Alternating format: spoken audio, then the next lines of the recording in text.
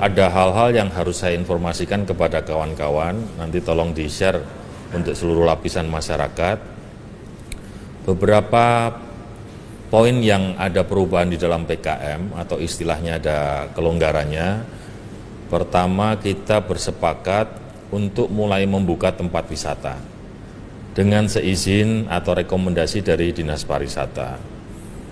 Kemudian juga tempat-tempat hiburan, itu tentu saja dengan beberapa pembatasan. Kemudian juga perubahan yang kedua adalah mengenai jam operasional. Teman-teman PKL, pengusaha di bidang makanan, restoran, atau siapapun yang melakukan usahanya pada saat malam hari ini di Kota Semarang mulai hari Senin bisa beroperasi sampai jam 22 atau jam 10 malam.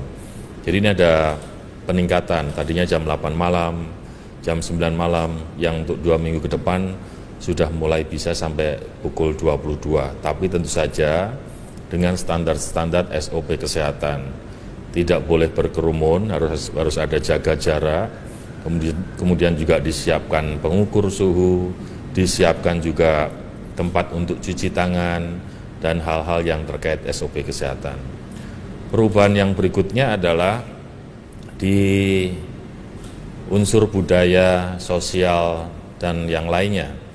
Kalau kemarin kegiatan pemakaman, pernikahan dibatasi maksimal untuk 30 orang, mulai hari Senin pembatasan terhadap kegiatan pernikahan itu dibatasi maksimal dari kapasitas ruang adalah 50%, sebanyak-banyaknya 50 orang.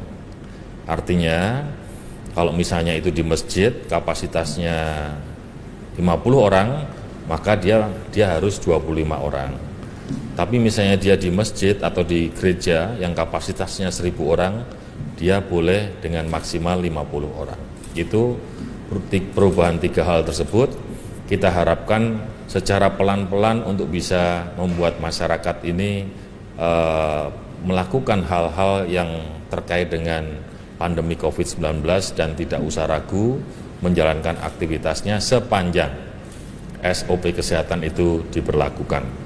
Jadi catatan-catatan awal seperti itu, monggo kalau ada kawan-kawan yang ingin menanyakan pada saya, kami persilahkan.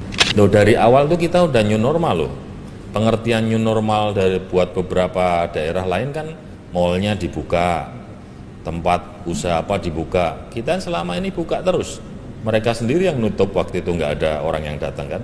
Tapi dari pemerintah boleh sepanjang SOP kesehatan dijalankan. Kalau kita melihat meskipun belum ada vaksin, tapi jumlah kesembuhan di Kota Semarang mencapai 433, maka sebetulnya kekuatan imun ini menjadi hal yang utama. Nah, artinya belajar dari sebuah pengalaman, mana duluan, medis atau ekonomi? Saya bilang sekarang kita tidak boleh begitu. Semuanya sama-sama penting. Orang mengatakan medis tidak penting, keliru. Karena pada saat kita sehat, kita bisa menjalankan apapun. Orang mengatakan ekonomi tidak perlu, juga keliru. Pada saat dia sehat, dia tidak bisa bekerja, dia tidak punya uang, dia nggak makan, dia akan meninggal juga. Maka ini harus berjalan beriringan. Nah, tentu saja melihat pengalaman-pengalaman kita selama hampir 3 bulan, upaya pemerintah hari ini terus mensadarkan masyarakat untuk menerapkan SOP kesehatan. Jangan sampai menyepelekan yang namanya pakai masker. Jangan sampai merasa masih muda, kuat, lalu di mana-mana nongkrong bersama-sama. Enggak. Kesadaran-kesadaran seperti itulah yang sekarang ini menjadi sebuah sasaran tim patroli. Kalau itu kita kemudian bisa ikuti, di mana-mana kita beraktivitas dengan SOP kesehatan, insya Allah hal yang terkait dengan COVID-19 ini mata rantainya bisa kita putus. Strategi kita untuk kemudian melakukan tes swab maupun rapid secara massal, secara intensif. Tiap hari itu minimal 3 tempat. Ada yang 100, ada yang 200. Jadi kalau saya akumulasi rata-rata sehari 300 sampai 500 alat tes. Itu terus kita lakukan. Nah, analisis sementara hari ini, penyumbang terbanyak pada klaster terakhir-terakhir ini adalah di tenaga kesehatan. Baik yang ada di milik pemerintah kota, teman-teman puskesmas, maupun tenaga kesehatan yang ada di rumah sakit rujukan selama ini. Maka sebagian kemudian sudah kita masukkan di dalam karantina, rumah dinas dan juga diklat.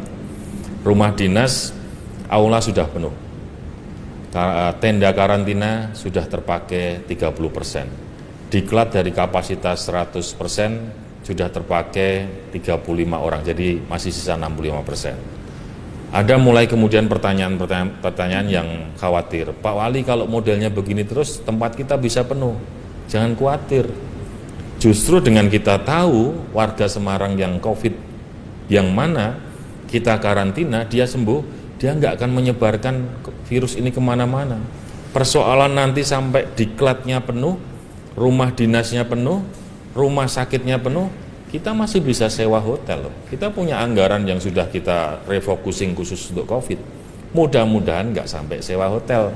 Tapi kalaupun diperlukan, komunikasi dengan pihak hotel pun sudah ada.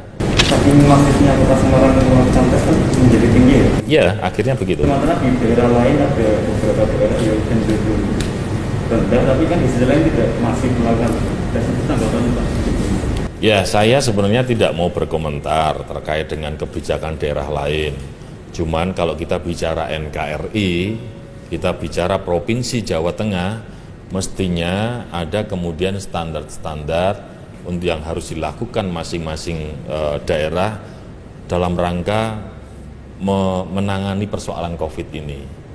Misalnya mulai dari medisnya, misalnya mulai dari bantuan sosial pemerintahnya, mulai dari kebijakan-kebijakan yang lain. Kalau itu bisa seragam, pasti hasilnya juga akan kelihatan hampir sama. Nah, tergantung jumlah penduduk saya rasa. Semuanya kembali pada diri kita. Kita ngaku kuat, sehat, nggak pakai masker, yaitu udah tanggung jawabnya dengan. Tapi hasilnya, contoh ini selalu ada. Orang yang menyepelekan tiba-tiba KO, kena virus COVID-19. Orang apalagi yang menyepelekan yang sehat aja kadang-kadang pas imunnya drop dia KO. Maka saya mengajak kepada seluruh warga Semarang ini, ayo bareng-bareng, wes toh apa susahnya pakai masker ini. Kalau Anda nggak punya, Anda boleh minta, tapi jangan Anda sengaja nggak pakai masker, karena ini tanggung jawab Anda dengan keluarga dan juga lingkungan Anda. Ini nggak hanya untuk menyelamatkan diri kita loh ini menyelamatkan keluarga kita dan lingkungan kita.